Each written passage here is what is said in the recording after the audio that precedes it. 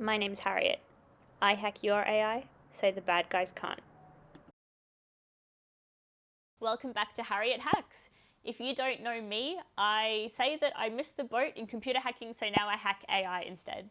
I've worked at the intersection of AI and security for about a decade, and then in 2021 I got into AI security through my PhD in adversarial machine learning.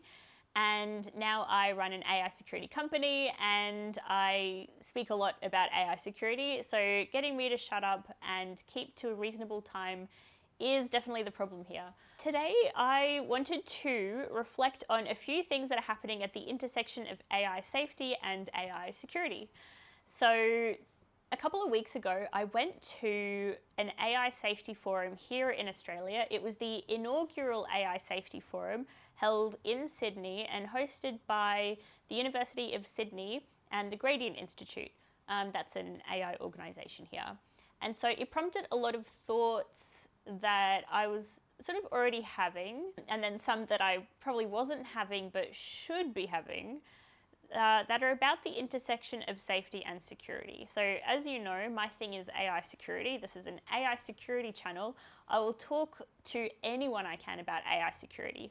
The thing is that I'm conscious that I don't want to let definitions get in the way of all working together to solve the problem. So that's what we're going to be focusing on today. Before I get into the topic, the content, if you want to connect with me on other platforms, please do. You can find me at Harriet Hacks on Instagram and TikTok. We also have a podcast, myself and my team member Tanya. And that's a really nice break for everyone because it means you're not just listening to my voice all the time.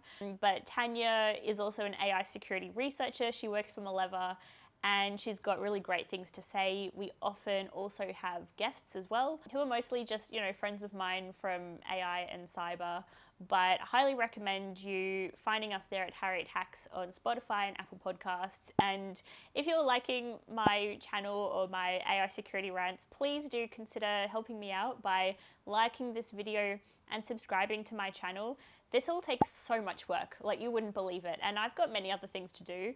So, however, I think it's important because I want more people to know about AI security. So please help me know that this is worth doing and add comments, contribute to the discussion. Positive comments are always taken well, please. So thank you. Anyway, on to the topic for today. 2 weeks ago, the AI Safety Summit happened. Every time I go to one of these events, I'm reminded of the Dartmouth conference. Not to put myself or everyone else at that level necessarily, but the Dartmouth conference, if you're familiar with the origin of artificial intelligence, is where supposedly John McCarthy coined the term in 1956. And in my mind, John McCarthy, grandfather of AI, was sort of this old guy. In all the photos, he has like a lot of facial hair. But at the time of this conference, he was 28. This was a summer research conference with a bunch of early career researchers and students. And, that's kind of my age. So I'm often reminded of that when I go to these events, that this could be the conference that is later spoken about, 50 to 100 years from now as being one of the moments where AI security or AI safety took a turning point.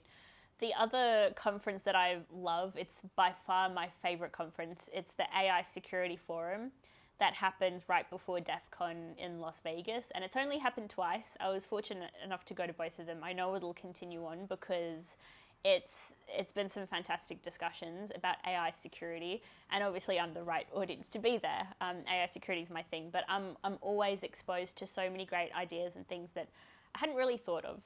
So that's what I wanted to give you all today. If you don't have the opportunity to go to all these events, these are the sorts of conversations that were happening. So this conference was not a continuation of, but a sort of reflection or follow-up based on a couple of other high-profile AI events that have happened over the last year. There have been many, don't get me wrong, but because quite a lot of time at the event is spent setting the scene around the world, there were two main summits that they talked about, which both have similar takeaways. So I'm just going to sort of discuss them together. But the first one, and don't mind me, I'm just referring to my laptop so that I don't accidentally say the wrong thing or misrepresent anything. But the first one was the Bletchley Park AI Safety Summit in November 2023. And then in May 2024, there was the AI Seoul Summit. Seoul for the capital of South Korea and not for the music, which makes sense, right? And Bletchley Park in particular has a lot of historical significance in this regard because of the code-breaking effort there led by Alan Turing during the Second World War. But both summits were pretty high level. Like, they weren't the kind of summits that anyone could attend. They were invite only, and you had to be a member of government or an international organisation, a company, a researcher. I was not invited, so I guess I just missed my invitation, just like I'm still waiting for my Hogwarts letter. So the follow-up actions for both conferences were pretty similar, and I'm going to talk about them here. So both summits emphasised the need for dedicated institutions to research and monitor AI safety. The UK announced the creation of an AI Safety Institute to coordinate international efforts in this domain, and so this institute now exists. There's obviously a lot of discussion that could be had about the utility of these kinds of institutes. You know, do they really do anything? If anything, they're a great vehicle for funding. They certainly put a lot of money into hosting events and funding researchers and other companies. So, you know, we've got to start somewhere, right? They also agreed that to maintain momentum, it was agreed that AI safety summits would be held every 6 months, with the next scheduled in France in 2025. So, you know, I'm here waiting for my invite. I'm ready to help you eat some croissants. I think that's good. I think the main thing we want to take note of with the summits is that they're not just gratuitous talking about AI and not really doing anything. I guess there is value in having important people talking about AI together, but there do need to be actions beyond just committing to another event, right? So that's why it's good that there was the third action, which is that there should be a concerted effort to establish international standards and regulations for AI development and deployment. Now, I'm going to do another video episode on regulation because, especially over the last year, there has been a lot of movement in that space, and I think it's really interesting. But there are, of course, a lot of arguments and conversations around the benefit of regulating and how to balance that with innovation. And that's fair enough, especially if some countries regulate AI and others don't. You know, what that could mean from the perspective of developing technologies and who has access to them, and whether they could potentially be used in harmful ways or to gain military advantage, you know. So there are some conversations that are worthwhile to have in that space. But for now, at least if we're all going to have regulations, it is good that they be aligned across countries, right? And that is what they agreed to. So it'll be interesting to see what happens in the space and what happens next. My main hot take on the conference itself was, well, I mean, firstly, that it was just fantastic to be around a lot of people who care about AI. I usually only feel like this after, so like this year, Tanya and I spent a week working from Berkeley in the United States, which was so cool. It was from an AI co-lab. It was from an AI co-working space. So I just felt so energized and excited by that. I felt the same after the AI Security Forum in Vegas. It's really rare that we get to all come together and talk about the things that just make us really nerd out. So I felt so energized by it.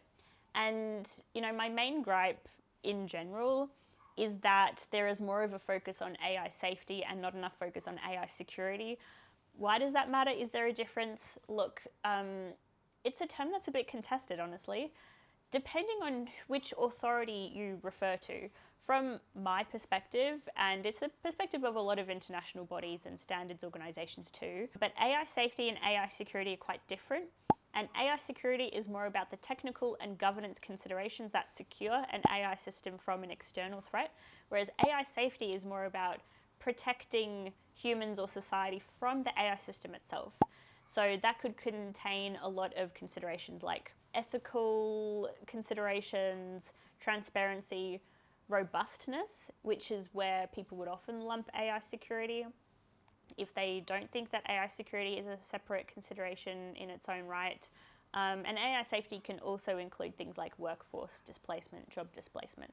A lot of people would consider AI security a subset of AI safety, and that's fine. Like, if anything, something I also took away from this conference was the appreciation for being able to work with people. You know, we're all working on similar goals, and I don't want to let semantics or definitions get in the way of us achieving those goals together. The main problem I have is that when the conversation focuses on safety and security gets left behind. And as someone whose main job is in AI security, I can't tell you how hard it is to get funding or organizations to care about or even know that AI security is a thing. I just wish that it were a little bit more part of the conversation instead of being lumped under the safety umbrella quite so much. But like I said, similar goals. And I was really impressed that this particular conference did have a really good range of breadth when it came to the discussions. It talked a lot about short-term risks, long-term risks, safety risks, security risks, how we actually take a policy and implement that at the technical level. It was really good. I think the risk for a lot of AI safety conversations is that they tend to get into the alignment and long-term risk perspectives a bit too much. And again, there's nothing wrong with that. It's just that for people that don't like that conversation, I think for them, it makes them feel quite excluded. And if they don't care about long-term risk, so, AI turning into Skynet and becoming misaligned and deceiving us all in some way, if they don't care about that, then it makes them not care as much about every other aspect of AI safety and AI security. But I think this conference did a really good job. And in fact, all of the discussions that I've seen on AI recently have actually been really well balanced in that way. The reason that I do think AI safety and security is important is also based on some research I did earlier this year that I do want to share with you now, because I think it might be quite interesting in talking about this intersection and why it matters, and especially in terms of why and how other organizations are defining this stuff. So earlier this year, I did 4 talks at Hacker Summer Camp Week, which was a whole lot. It was a whole thing. I'm never doing that again. It was exhausting and very stressful, but I'm very grateful to have been there. But 3 talks were technical, basically about like the AI technique itself. And then the final talk was actually at the Policy Village at DEF CON. And it was the thing that maybe might even seem the nerdiest because it's so, I don't know, random. But to me, I find it really interesting. So back when I did my master's, it was a master in cybersecurity, and it covered a mixture of sort of technical and then, I guess, policy and humanities kinds of topics, or at least I was able to choose electives where I got to get a good bit of national security background as well, especially because it was done at the Australian Defence Force Academy here. That's where I did my master's. So there was quite a national security leaning. So when I did my thesis for the master's, it was on decryption capabilities of the Australian government. And I was basically applying different ways of thinking about the debate to try and understand how policymakers and technical people could get along better, I guess. And so there were 3 main theories in social science and specifically in security studies that I was looking at for that research. The first one was the referent object. So who is the referent object in a specific policy?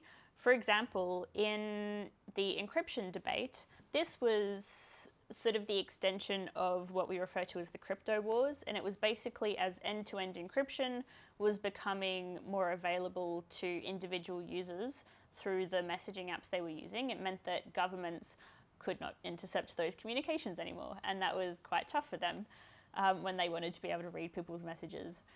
And so you would think that in a policy, the referent object, which refers to basically the object that that policy is protecting. So you would think that a lot of the time you would want to protect an individual, right? Like a person who's living in Australia or the United States or wherever that policy is. But most of the time, the policy actually has the referent object as the state. You know, the point of the policy is to protect either the economic, national, or like even climate security of the state. And so in the encryption debate, what that looks like is an individual's right to privacy would put them as the referent object in that situation. However, for a policy, it would be looking at it from the government's perspective of being able to enhance national security by reading the messages of potential criminals or terrorists, which they couldn't do due to the encryption. So that was one theory I wanted to look at. The other is this idea of a term being essentially contested. And I guess a way of thinking about what that means is that it's contested, but its essence is contested. So that's where we have the term essentially contested. So, for example, I wanted to understand if the term AI security was essentially contested. The third thing I wanted to look at was this thing called securitization. So what we've seen with technologies in the past is that as technologies go from just being a technology that does a cool thing to being something that actually might pose an existential risk to the state, they go through this process of securitization where basically the state has more control over how that technology is implemented. And we saw that with encryption, where end-to-end encryption was just a useful thing that was embedded into messaging apps. However, the more that it was causing problems to the state, security problems, where the state could not easily access communications, because even if they could authorize a wiretap or something, that didn't mean that they could then actually decrypt the message that they got. So as that started to cause existential threats to the state therefore campaigns to have more control over how that technology is implemented, which has happened in different ways in different countries with encryption. And I wanted to see if potentially AI is going through a securitization process as well.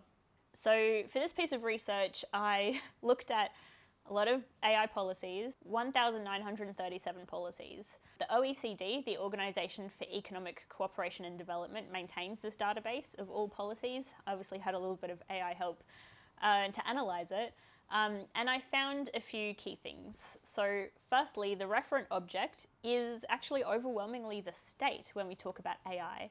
And that's not necessarily because the state wants to use AI for national security purposes, although that is part of it, but most of the time because AI policies are about enhancing the implementation or adoption of AI for economic purposes and innovation for the state. And then following that, there's a minority of policies that refer to things like responsible AI, and then a tiny amount of policies that reference AI security. It's fair enough that people could then ask, does AI security need to be part of policy? Like, is policy the place for it? Well, I went and looked at cyber policy, and overwhelmingly, most policy about cyber is about cybersecurity. So I thought that was quite interesting. The next thing I found is that security, AI security, is an essentially contested term. Basically, for all the policies out there, there's lots of different ways that AI security is defined. That's not surprising, is it, to any of us here? So let me move on from that one. The last thing was that it does actually look like AI is going through a securitization process, especially now that there is an understanding that AI can cause massive military and national security advantage to the companies that have it, whether that's through enhancing their economies or through using it for their militaries. AI is definitely being seen as something that could pose an existential threat to a state or an existential benefit. And therefore, states are trying to have more control in how it's used. And, that makes sense. AI is being massively adopted by, every organization. Its vulnerabilities could have a really damaging impact to that country's economy and security. So this is research that I presented at the DEF CON Policy Village, and I think is interesting because for me, it cements in my mind why it is at least worthwhile having a distinction between safety and security, because the impact of having policies that address one or the other or neither of them, especially in very different ways, has a real tangible impact. And because it's not aligned with how cyber policy is in terms of how cyber safety versus cyber security is defined, and then in terms of to what extent cyber is addressed, at a policy level, or how its security is addressed at all. I thought this was really interesting, or at least something to develop on. And something that I was actually really stoked to see lately was this memorandum released by the White House right before the election, almost so close to the election. It's like they really just wanted to get it out. And I'm going to be doing another episode on the US election, more about what that could mean in terms of AI regulation. But for now, let me just point out a few key things about this memorandum. So, the memorandum is titled Advancing the United States Leadership in Artificial Intelligence, Harnessing Artificial Intelligence to Fulfill National Security Objectives, and Fostering the Safety, Security, and Trustworthiness of Artificial Intelligence. Now, that really feels like a policy or a document that has the state as the referent object, doesn't it? The other thing that I was really stoked to see, and this honestly made my day, I don't want to say it made my week because I think I have more going on in my life than that, but it made me very happy. The way that they define the terms AI safety and AI security is not as AI security as a subset of AI safety as it is commonly discussed, but rather as two entities that hold in their own right but are sub-branches of AI risk. So if you think about AI risk at the top, and then AI safety and AI security. And they defined AI safety to mean the mechanisms through which individuals and organizations minimize and mitigate the potential for harm to individuals and society. And the term AI security meaning a set of practices to protect AI systems, including training data, models, abilities, and life cycles from cyber and physical attacks, theft, and damage, which beautifully aligns with exactly how I think safety and security should be defined. And again, not that definitions in and of themselves are so important, but if you have a policy that talks about AI safety, how do you know if it's including security as part of that? You don't, because the terms are so inconsistent. And I really believe that without secure AI, you cannot have safe AI. It is so important. And we're actually starting to see that now as real attacks are happening in the wild. So I'm going to link this. I recommend it. It's not exactly a spicy read, but I think it's quite interesting to see how overt the emphasis on national security using AI is, because it's usually at least a little bit more implicit. Before I end today, because I know that you've probably had enough about safety and security, I have one hot take that I'm really interested to get your opinion on. So I'm really interested to hear from you in the comments if you agree or disagree with this and what you think. But if AI security is currently considered a subset of AI safety, well, AI security is also often considered a subset of cybersecurity. And this makes sense because AI, or like machine learning model, is usually a component of a broader cyber information system, right?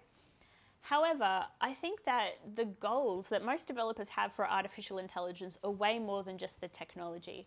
Eventually, AI is going to be ubiquitous, interconnected, omnipresent, all-knowing. I think that one day cybersecurity is going to be a subset of AI security, just by virtue of what AI actually represents. Going from a technology to something much bigger that encompasses not only the technology itself, but also its decision-making capability and its omnipresence in our own lives, not even as individuals, but as societies, and AI is kind of working together. Now, I'm willing to maybe bet not my life savings on this, but a decent amount of money. So I'm really interested to know what you think. Maybe you agree, maybe you disagree. Let me know. But we're going to call it here for today. Thank you for letting me go on as per usual about safety versus security. Please stay engaged.